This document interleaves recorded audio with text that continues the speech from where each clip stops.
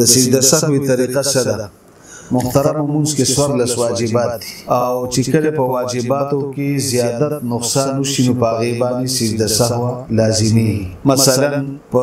فرض څلور رکعاته مونځ دی، په دې کې د لومړنۍ قاعده چې ده دا واجب ده، دا چانه پاتې شو، یا په ویترو کې دعای قنوت پاتې شو، په ده باندې سجده سهو لازم شو. نو د سجده سهوی طریقه څه ده؟ په آخري قاعده کې دی تحیات قاعده باندې کېناست، تحیات به شروع کي عبده و رسوله ته ورسېد، ښي طرف ته به سلام وګرځي او بیا به دوه سجدې وکړي او حسب معمول په هره سجده کې به درې ځل سبحان ربي الاعلی دا ووایي او بیا قاعدې ته کېناست، تحیات به ووایي، درود به ووایي، دعا او بیا به دواړو طرف ته سلام وګرځي، د لمونځ ادا شو او سجده سهو یې ادا شو. اوس که یو کس نه په لمونځ کې سجده سهو په ده باندې لازم شوه او دی په آخري قاعده باندې ناست دی او دنه سجده سهو یې راشو او تحیات یې مو ویله، درود یې مو ویل، دعا یې مو ویله او چې کله سلام ته نږدې شو ده ته یاد شو چې ما نه خو سجده سهو پاتې شوه، نو دغه وخت کې د سلام یو طرف ته وګرځئ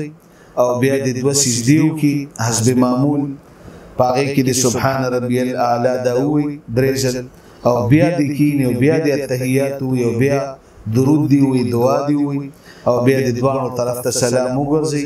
د سجده سهو ادا شو. زمونږ مسجد کې د جمعې لمونځ کېږي او مسجد تنګ دی نو اکثر خلک بهر په سړک باندې لمونځ کوي، نو دا لمونځ کېږي. د جمعې د لمونځ مسله دا ده چې جامع مسجد، غټ مسجد، کشاده مسجد، هغې کې لمونځ ادا کول پکار دي. یو مسجد ته لاړې هلته مسجد تنګ هم دی او ډک هم دی، خلک هم زیات دي، نو بل مسجد ته لاړ شه. اوس بل مسجد ته لاړې هلته هم ځای تنګ دی او خلک په سړک ولاړ دي، نو نورو خلکو له تکلیف ورکول دا بهتره خبره نه ده، ځکه لار د خلک به تېرېږي را تېرېږي. خو که فرضو کې داسې وشي د مسجد کې ځای نشته، مسجد تنګ دی، ډک دی،